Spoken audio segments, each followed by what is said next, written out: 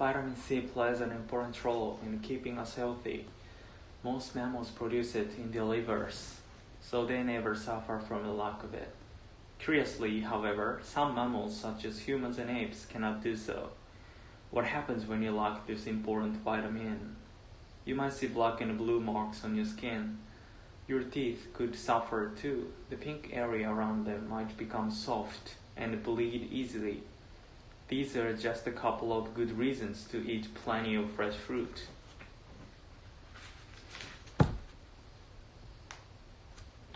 The word drug means anything that, even in small amounts, produces changes in the body, the mind, or both.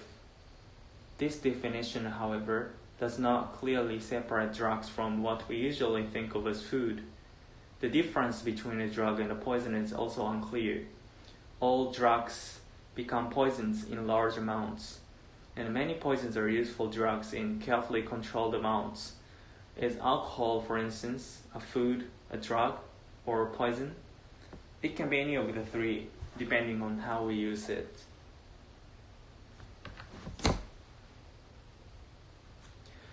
Green tea has a long history in Japan and strong ties with Japanese culture.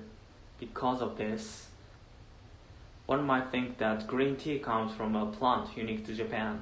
However, all tea, no matter what its color or taste, comes from the same plant. Then, what causes the differences in taste and the color?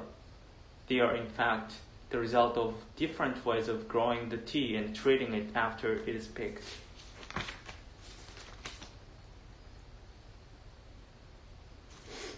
Wolves have an interesting way of raising their young. When female wolf is ready to give birth, she digs a hole. Within this hole, she has her babies. While she is taking care of these babies, other wolves bring her food.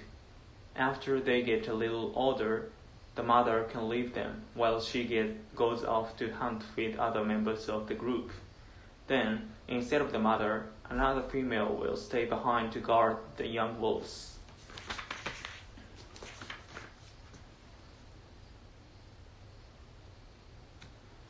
Physical gestures may have different meanings in different cultures, and misunderstanding these signals can sometimes be embarrassing. I once had an experience which I have never forgotten.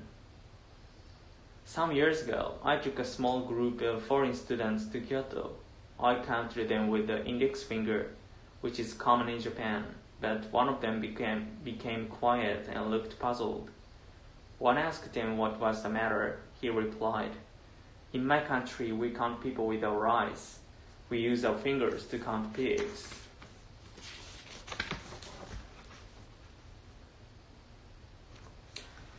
The smile may no longer be an effective way to mask one's true feelings.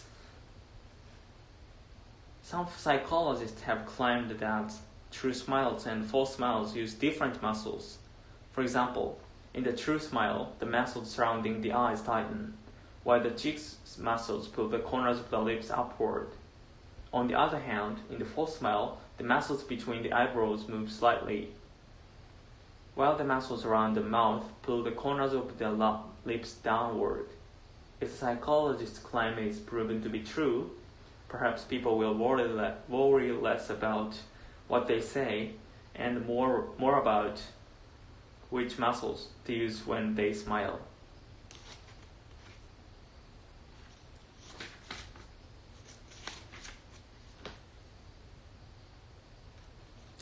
When English-speaking people talk about hot food, are they saying the food is spicy like curry, or are they talking about its temperature as in hot coffee? These two different meanings of hot may seem confusing to Japanese students, but as a matter of fact, the word is the right one for describing the way the body responds to spice and heat. A simpler explanation would go something like this. When we eat or drink, the same nerves in the mouth react both to spicy chemicals in the food and to a rise in temperature. The English expression, therefore, reflects this fact about the human body. Western clothes have buttons on the right for men. This is convenient because the majority of men are right-handed. it is easier for them to use the right hand when buttoning up. Why then do women's clothes have buttons on the left, even though most women are also right-handed? Is this a kind of discrimination? In fact, there is a reason why women's buttons are on that side.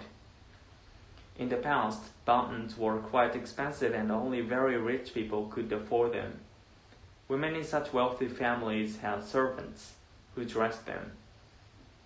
Therefore, to make it easier for the servants, buttons were put on the left.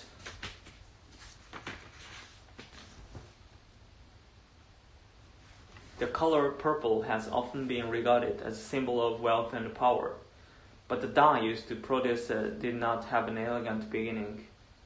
An ancient people living along the coast of the Mediterranean Sea first discovered how to make the dye from murex snails, small sea animals with hard shells.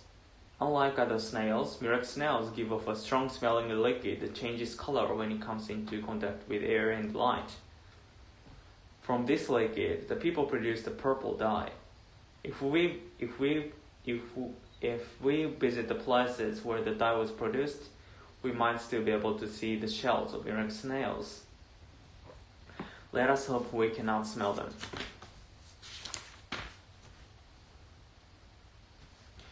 In August of 1771, Joseph Priestley put a small branch of mint into a transparent closed space with a candle that burned out the air until it soon went out. After 27 days, he lit the extinguished candle again, and it burned perfectly well in the air that previously would not support it. So Priestley proved that plants somehow change the composition of the air. In another celebrated experiment from 1772, Priestley kept a mouse in a jar of air until it collapsed. He found that mouse kept with a plant would survive. These kinds of observations led Priestley to offer an interesting theory that plants restore to the air whatever breathing animals and burning candles remove, what was later coined by Lavoisier oxygen.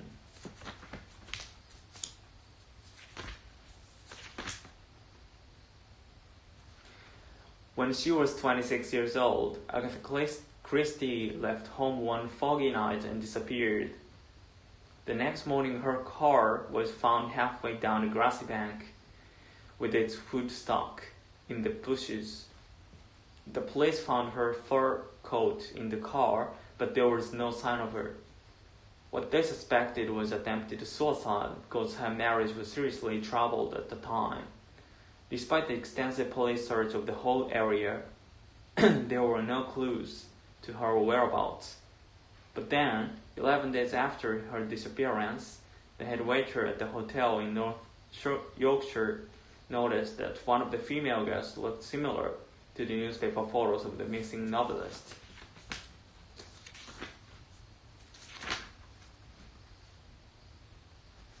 He rang the police and her husband rushed to see her. To his surprise, however, Agatha acted like a completely different person and didn't seem to recognize her husband. He thought she had suffered a memory loss due to stress. In fact, it was a distressful incident for Agatha and was followed by their divorce. But ironically, the incident made her a best-selling novelist. Her next novel, The Big Four, sold 9,000 copies, more than twice as many as any of her previous books.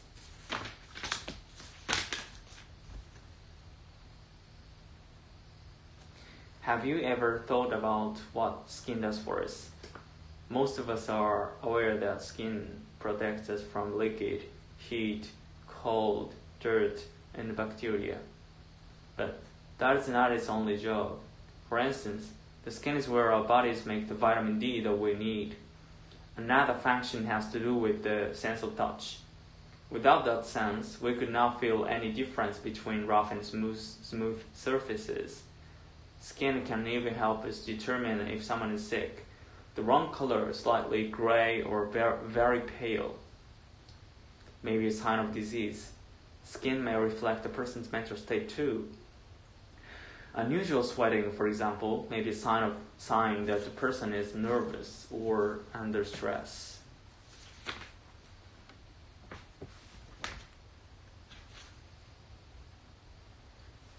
Genes, the basic parts of cells which are passed down from parents to children, may have something to do with human behavior. In an experiment, scientists put flies into a glass tube and place a light at the end of it. Some of the flies began flying toward the light, some began walking, and some did not move at all. On the basis of the flies' actions, they were separated into different groups: flies that love light, flies that like light, and flies that like the dark. The researchers found that these three groups of flies had variations in a particular set of genes.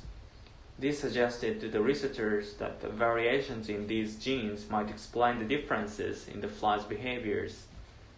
If genes influence behaviors in flies, why not in humans too?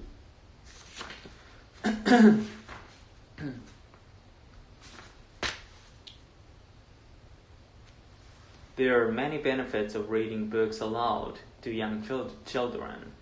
First, reading aloud is a wonderful opportunity for parents to spend time in close contact with their children. After a busy day, reading a book can be a relaxing way for family to slow down and communicate. Another important feature of reading aloud is that many books have thoughtful ideas and moral messages. Parents and children can explore these concepts together. In addition, listening to stories helps a child learn vocabulary and sentence structure. Moreover, some researchers believe that reading aloud to a child actually stimulates learning and benefits brain development. Studies have shown that children do better in school when their parents have read to them frequently. Psychologists, doctors, teachers, and librarians encourage parents to read aloud on a regular basis to assist the development of the child and build strong family relationships.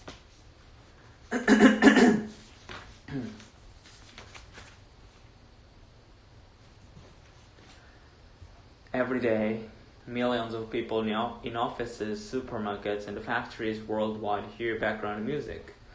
For most background music, the soundtracks have been carefully selected to change human behavior. According to research, fast music will not change human behavior as much as slow music. Slow music, for instance, will make customers shop more slowly.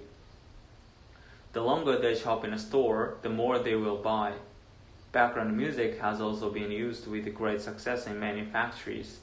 Fast music does not make employees work faster as some had expected, nor does slow music make them work slower.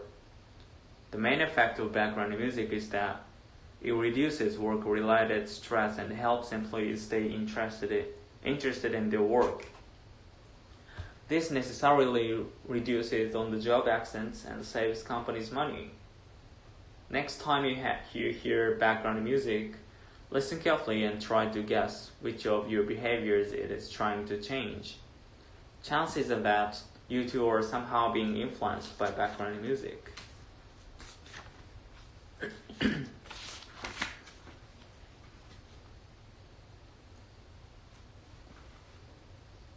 A zoo in Nagano Prefecture will start a 24-hour web service showing zoo animals. The service, called the Digital Animal Park, will allow people to watch the animals' night activities. It is the first time in Japan for a zoo to start such a web service.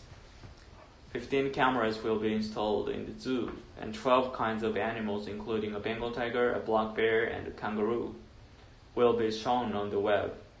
They were selected by the zookeepers because of their interesting behavior and popularity among visitors. Zoo officials said they hoped that viewers would soon be able to see Humboldt penguins laying eggs, an activity that usually occurs at night. Pictures of each animals are also available on the website, and zoo officials hope that images of the animals will be used in science classes at school. I hope interest in the animals will grow, and more people will visit the zoo. We also We also want to discuss new roles for zoos, like education and environment protection, as zoo official said.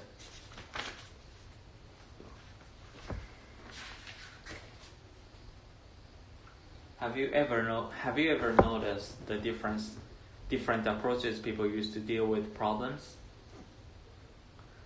Some people, individualists, generally try to work through problems on their own. Other people, cooperators, tend to approach problem solving as a group matter. Each approach has positive and negative points. Individualists may often be the quickest to find an answer to a problem, and they tend to be willing to take responsibility. However, this approach is not perfect. They may be too committed to a particular position to be able to change their opinions. In this way, the individualist approach may result in difficulties later. Cooperators are valued as team members. In sports or school or work, they tend to be flexible enough to recognize the importance of other points of view when problems arise. This approach, however, can take a long time, which may lead to delays in solving problems. Such difficulties sometimes cannot be avoided with the cooperator's approach.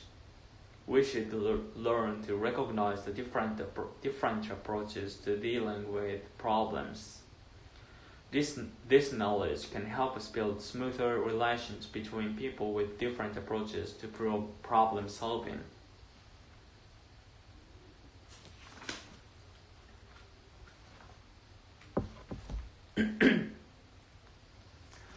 Although cats appear to perform most actions instinctively, they also seem to react to human behavior and adapt themselves to it. For instance, some cats behave as if they understood their owner's feelings. One cat owner told of the time when she lay crying and exhausted on her bed, and her cat put its front legs around her head and comforted her. Cats also sometimes appear to be able to understand the function of many of the things human beings use. For example, some cats, when they bring a captured bird or mouse into the house, put it on a plate or in a dish. There are also cats who know how to open a door by turning the handle. Furthermore, a lot of cats seem to understand what their owners say. A writer tells a story of her cat who used to sleep on the top of her word processor. At first, when the cat's tail got in the way of the screen, the owner would push its tail away and say, "Move your tail, please."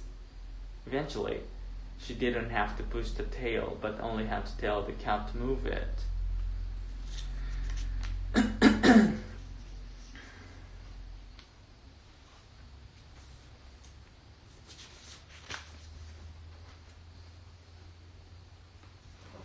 Children absorb parental worries, often without our even knowing it.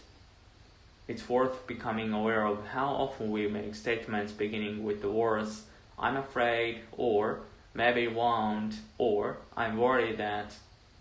If children are routinely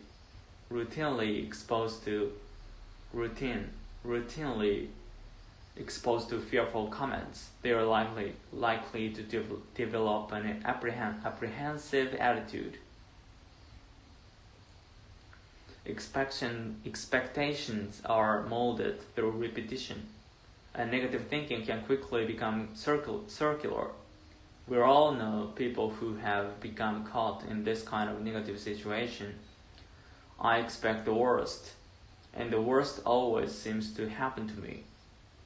Unfortunately, today's parents have more serious fears for their children than ever before.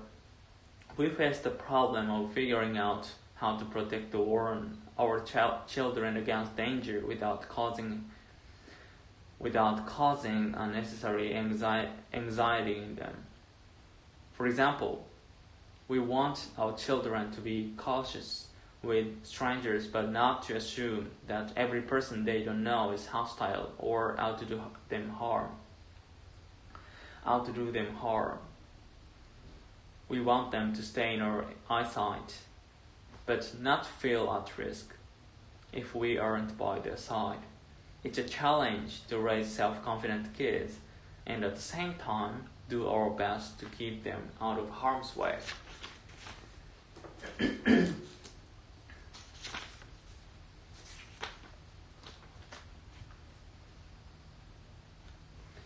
English is a language with an enormous number of words, but how many English words are there? Most dictionaries used by college students have about 200,000 words, while most full-length dictionaries have about 300,000 to 600,000. Meanwhile, an organization called the Global Language Monitor positively claims that there are exactly 988,968 English words. But counting the number of words in English is not an easy task. First of all, many words that we use in English today were originally words in other languages. Should the word sushi or tsunami be considered English words now that they are frequently used? Then, there is a question of words that were used a century ago.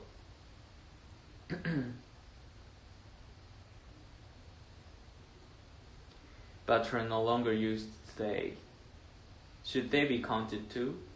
What about words that are only used in certain regions of a country?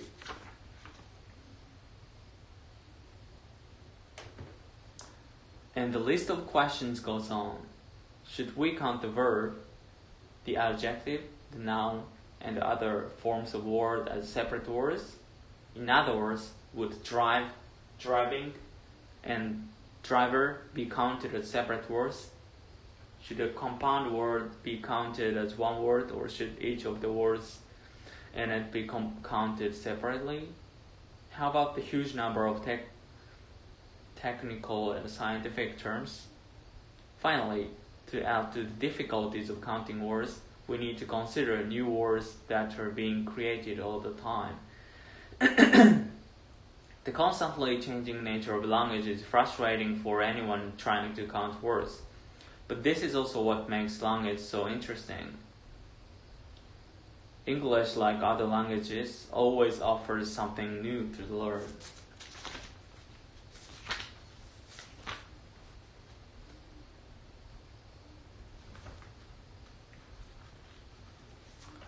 There is much debate on the origin of the game of football.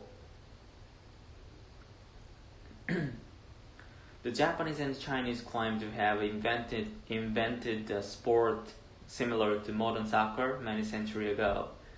Both established in roughly 1004 BC, Kemari and its Chinese version Tsuchu vie for position as the oldest soccer-like sport. In comparison to modern soccer, the Japanese game of Kemari was a game that used a large ball stuffed with sawdust. This version used a field which was set up by choosing 4 trees. These trees were usually cherry, maple, pine, and willow. Many large houses in Japan would grow these trees to make a field for Kemari. Kemari was normally played with 2 to 12 players. China's version Tsuchu involved the players hitting a leather fur-stuffed ball into a small hole.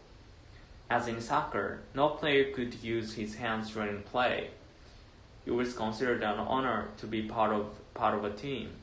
The first international soccer or Tsuchu match is believed to have been held in China around 50 BC.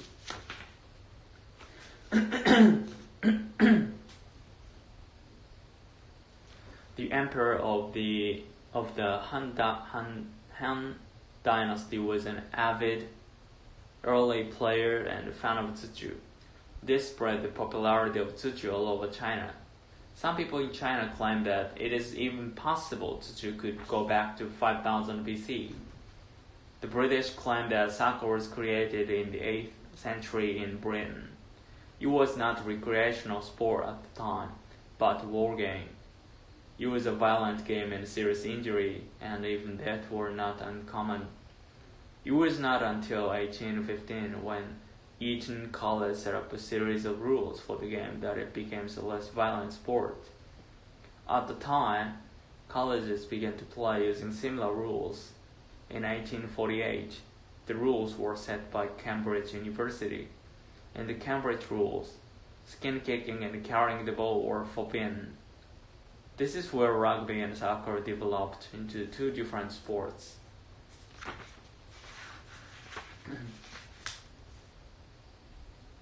The past 30 to 40 years have seen a huge increase in the number of children who suffer from allergies, and scientists are still looking for the explanation. Some have blamed increased air pollution, but it has also been found that allergies are common not only among children in the city, but also among children in the countryside, where pollution is typically much lower. A currently popular explanation for the rise in allergies is the so-called hygiene hypothesis. The basic idea is that young children brought up in an environment which is too clean are more at risk of developing allergies. Nowadays, people bathe and wash their clothes more frequently than in the past, and thanks to vacuum cleaners, homes are less dusty too. One result of all these changes is that in their early lives, children are exposed to fewer allergens, substances that can cause allergies. And this means that their bodies cannot build up natural immunity to them. Simply put, exposure to allergy-causing substances is necessary for natural protection against them to develop.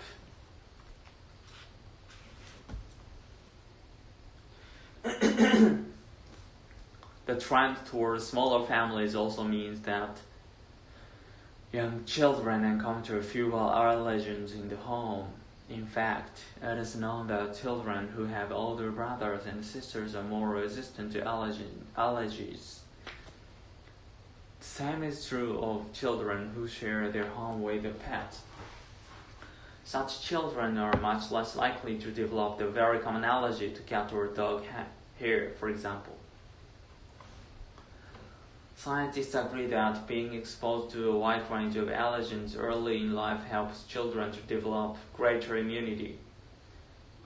There is, however, also some data suggesting that genetics, family income, and even the parents' level of education may play a part in how likely your child is to suffer from allergies.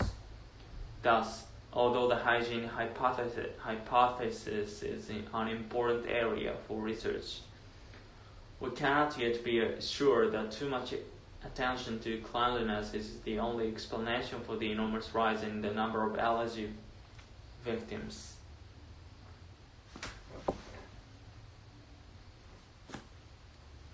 When we watch kittens and puppies playing, we realize that through play, they are learning how to live. They learn various physical skills, such as how to jump over barriers without getting hurt. They also learn social interaction. For example, if a kitten bites his sister too hard, she will get angry and bite him back. These physical and social skills form part of the training that young people need in order to grow up. Just as kittens and puppies learn about how to live through play, so do children. But in present-day Japan, especially in cities, there is not much space for children to play in. Children need to release their energy for their mental and physical health. They need space, especially outdoors, so that they can run, jump, and yell.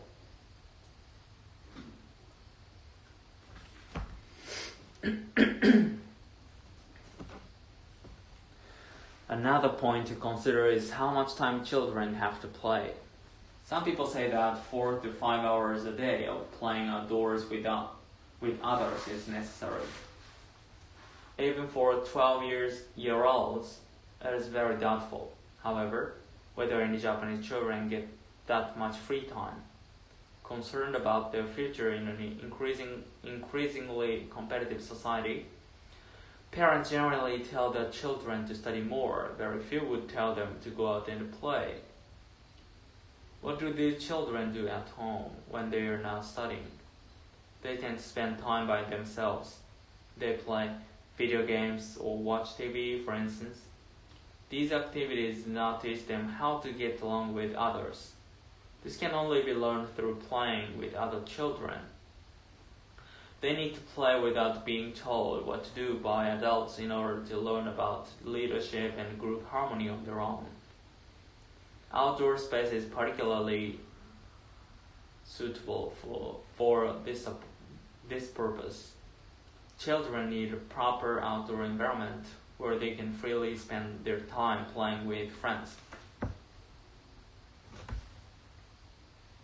A basic rule of medical science is that no human life should be used for the benefit of another.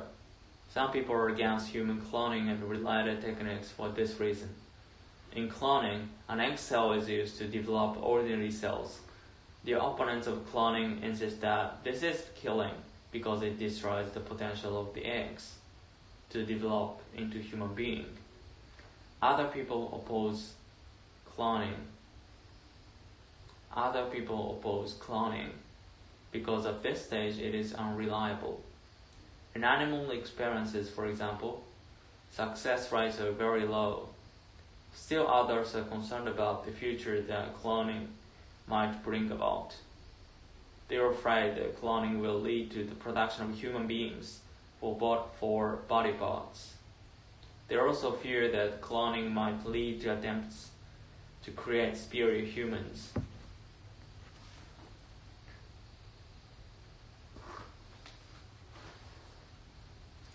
Not everyone is against human cloning, however.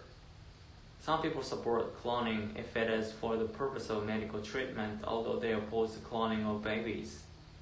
The medical benefits of cloning and related techniques, they argue, could be huge. For example, if a heart can be developed from a patient's own cell, the body will not reject it. Furthermore, he or she will not have to wait for someone to die to get a new heart. Supporters claim that the use of such techniques is not killing. Just as ordinary store-bought eggs do not develop into chickens, the eggs used for cloning do not develop into human beings by themselves. They also argue that it is already practically impossible to stop a patient from receiving medical treatment that in some way depends on cloning and related techniques. Even if one country bans cloning, there will always be another country that promotes it. The supporters, therefore, maintain that scientists should have the freedom to experiment and that people should have the freedom to seek life-saving treatments. In other words, they feel that cloning should be continued unless it is clearly shown to be harmful. The debate over this issue is likely to go on for some time.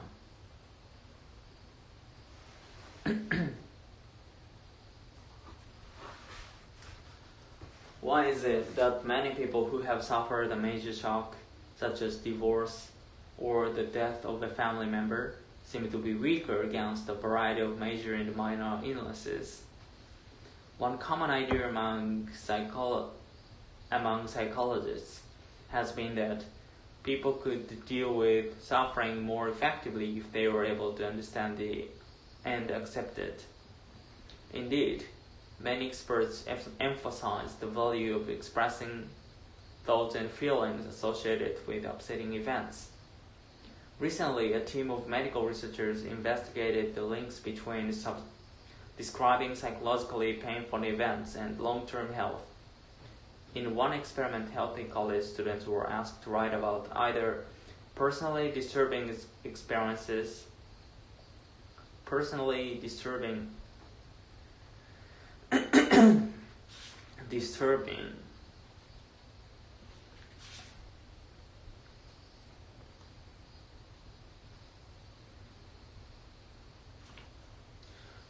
disturbing experiences or ordinary topics over a period of 4 days. In the months afterwards, students who had chosen to reveal their inner thoughts and feelings in the writing visited the health center for illness much less often than those who had written about everyday topics.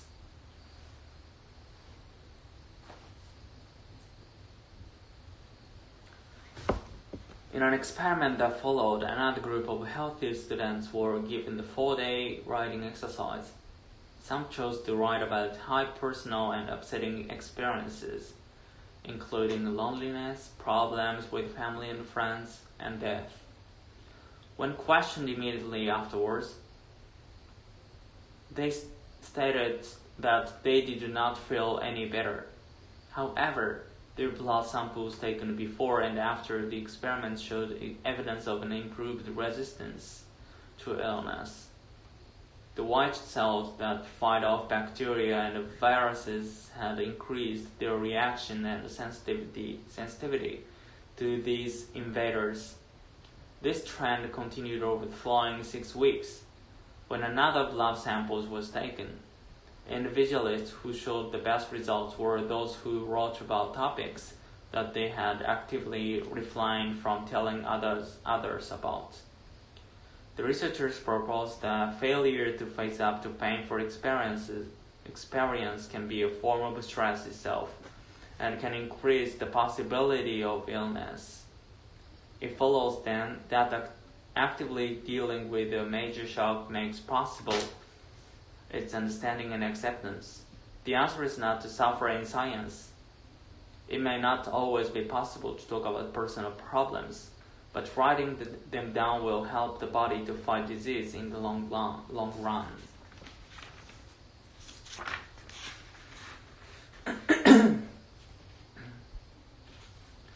When it comes to eating, the United States has a lesson to learn from France.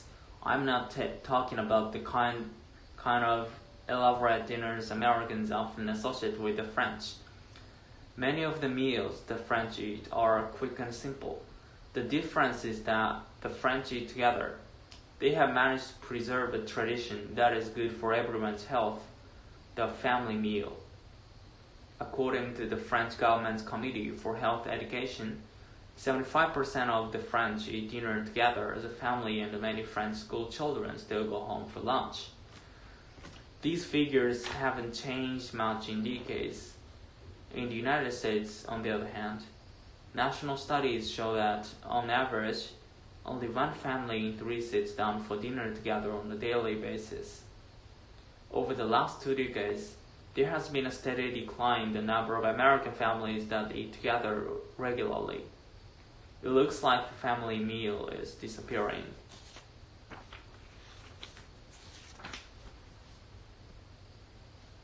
How and why did the family meal start to disappear in the United States? My friends in the United States have various explanations why meals together aren't an option for their families. Parents and children lead hectic lives. Lead hectic lives, and there just isn't time for a sit-down meal. Kids' sports schedules run on into dinner hour. After a long day at work, parents are too tired to cook. Teenagers are off on their own after school. Everyone likes different foods, they say. So what is the point of eating together? Yet study after study shows that having meals together as a family is good for both adults and children. A University of Michigan State found that mealtime at home was the single strongest factor predicting better achievement scores and fewer behavioral problems for children. Mealtime was far more powerful than time spent in school, studying, worshiping, playing sports, or doing arts activities. Other studies show that children like family meals. In one report, nearly 4/5 of adolescents cited eating dinner at home as one of their top-rated family activities. In a national YMCA poll in 2000, when teenagers were asked about their worries, 21% rated not having enough time with parents as their top concern.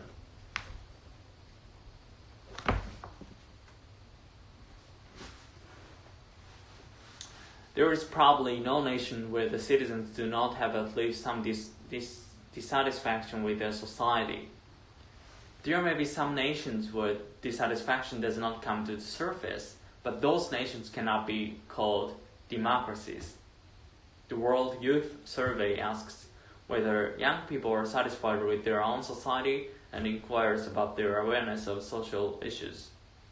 The question asked was, are you satisfied or dissatisfied with your country? Respondents were asked to choose from the following: satisfied, somewhat dissatisfied, or don't know. Some 35.7% of American youth replied that they were satisfied with their society. This ratio was markedly higher than that of other nations.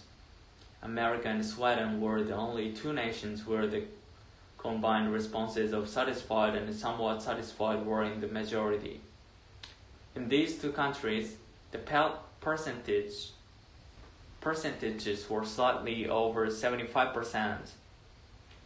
3 out of 4 young people in both nations were in one way or another satisfied.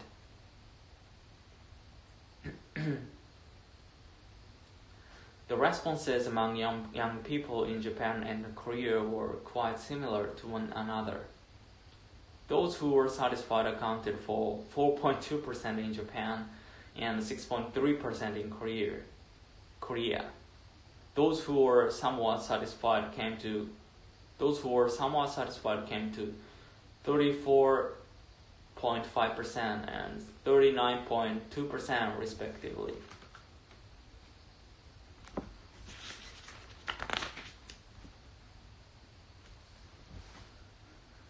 The country with the largest number of dissatisfied respondents was Germany. Close to 30% of young people there shared this opinion. Combined with the somewhat dissatisfied group, they accounted for more than 65%.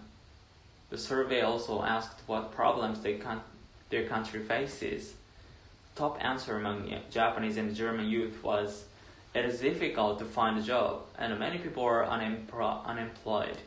The top answer in the US and Sweden was, people are discriminated against by race. The top answer in Korea was, there are gaps in income and occupation among people with different educational backgrounds. The responses of these young people would seem to accurately reflect the issues that those nations are confronting. A society in which everyone can live happily may be called a utopia. However, utopia is no more than an ideal society within the imagination. Furthermore, the Greek root of the word means nowhere, a place that does not exist. And yet, the possession of a sensibility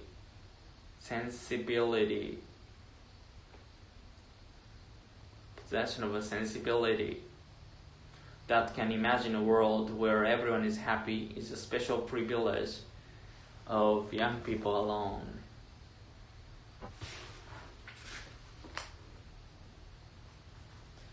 Beware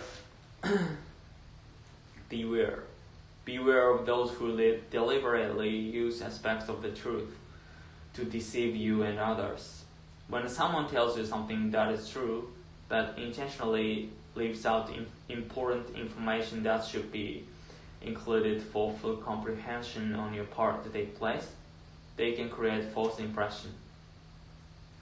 For example, an acquaintance might tell you, I just won $100 in the store lottery and it was fantastic when I took the $1 ticket back to the store and turned it in for $100.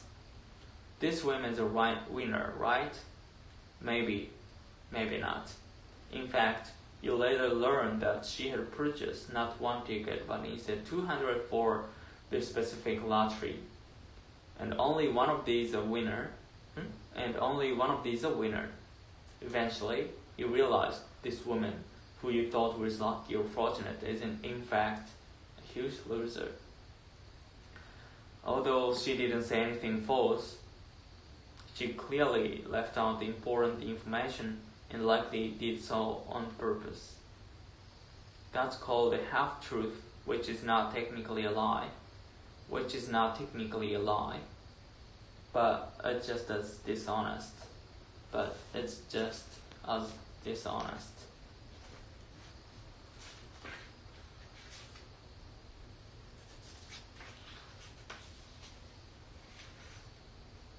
It's just as dishonest as lie.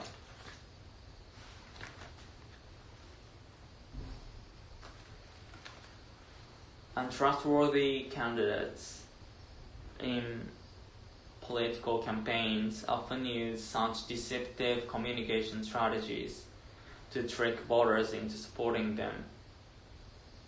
Let's say that during Governor Smith's last term, her state lost 1 million jobs but gained 3 million new ones.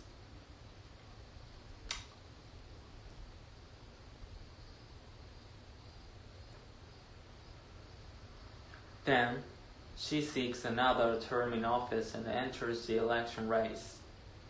One of her opponents in that race subsequently begins a multimedia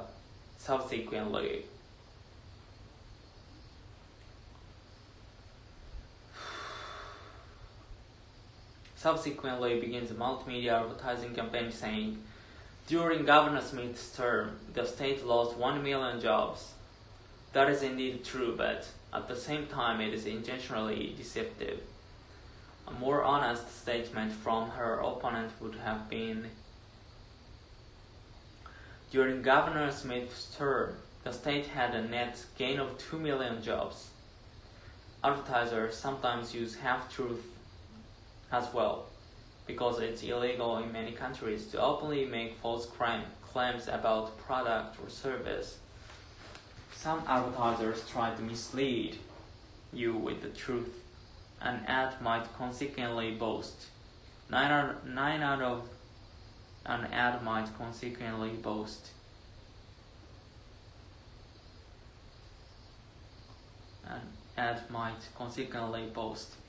9 out of 10 doctors recommend yucky pills to cure nose pimples.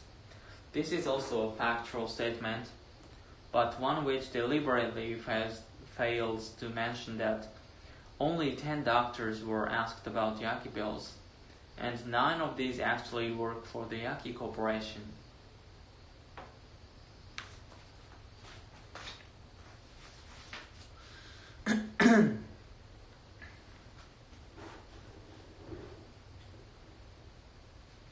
No one knows better than your mother, right?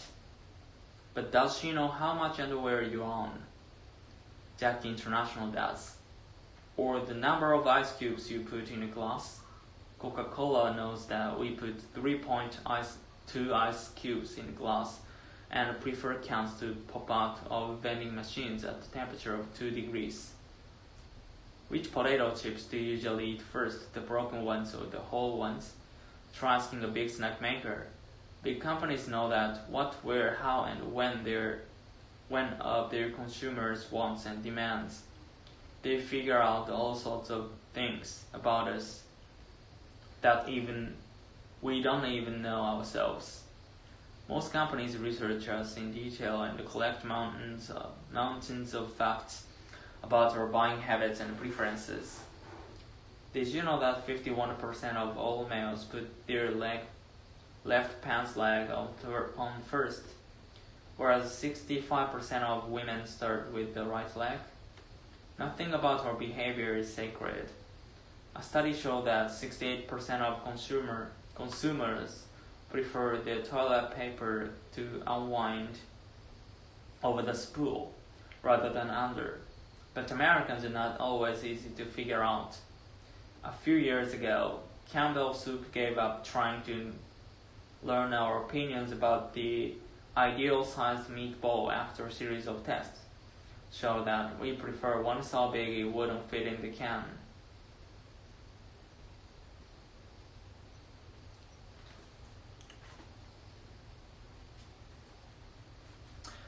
In fact, almost everything we swallow is closely monitored by someone. Each year, we consume 156 hamburgers, 95 hot dogs, 3 eggs, 5 pounds of yogurt, 9 pounds of cereal, and 2 pounds of peanut butter. We spend 90 minutes a day munching it. Of all businesses, however, the prize for research thoroughness may go to toothpaste makers. Among other things, they know that our favorite toothbrush color is blue, and that only 37% of us are using one that's more than 6 months old. About 47% of us put water on our brush before we apply the paste. 15% put water on after the paste. 24% do both, and 14% don't wet the brush at all. Thus, most big companies have answers to all the what, where, when, and how questions about their consumer demand. But to affect demand, companies need the answer to one more question. They need to know what causes us to want the things we buy. That's a much harder question to answer.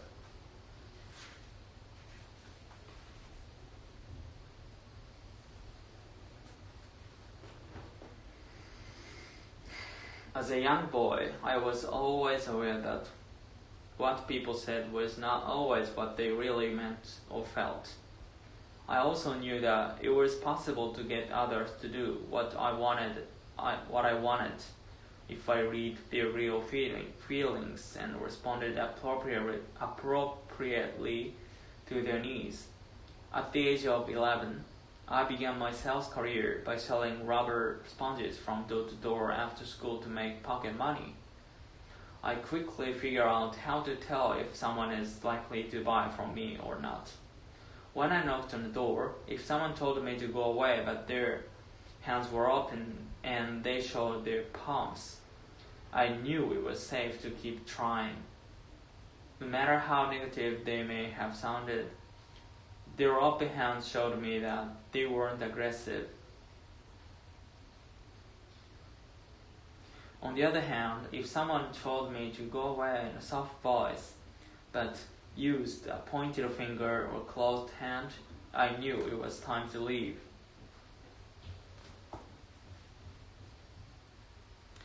As a teenager, I became a magazine salesperson selling at night.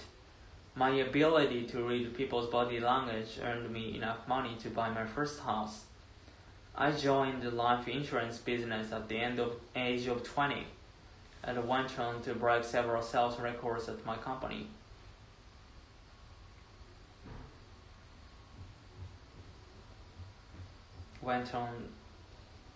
I became the youngest person to sell over $1 million worth of business in my first year.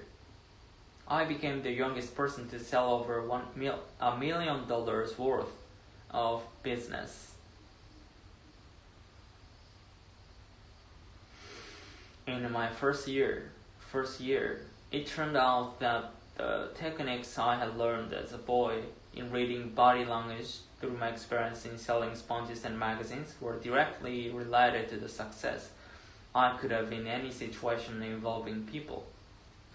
Most researchers now agree that words are used mainly for giving information, while body language is used for communicating attitudes and feelings.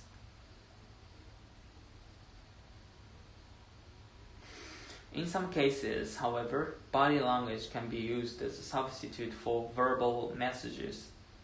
Reading body language is a skill that can be learned because in any culture,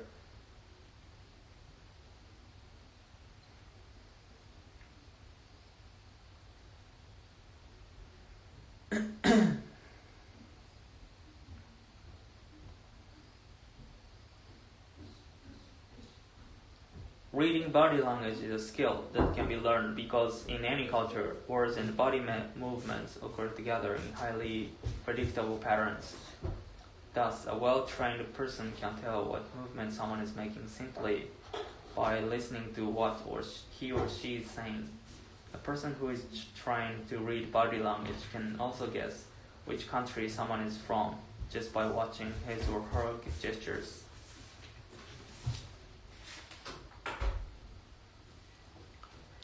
Touching is the language of physical intimacy.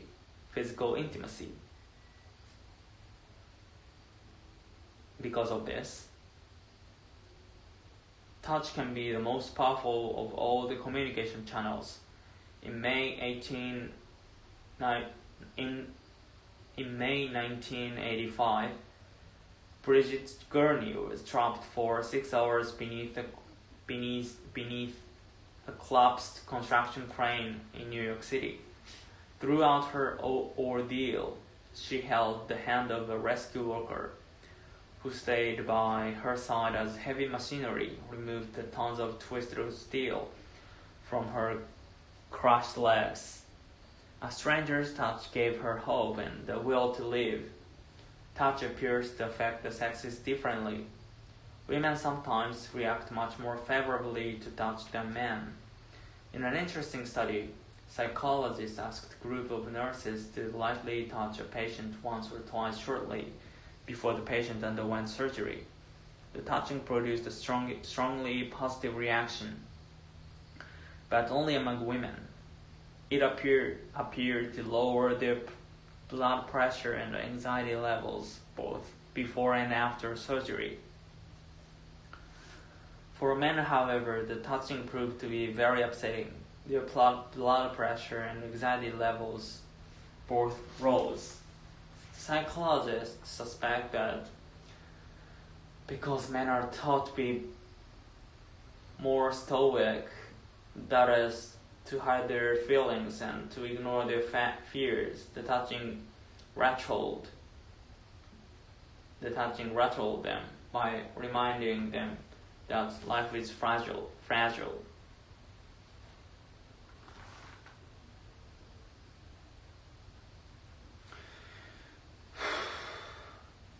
How do you feel about touching and being touched? Salespeople think they know. Research shows that it is harder to say no to someone who touches you when making a request. But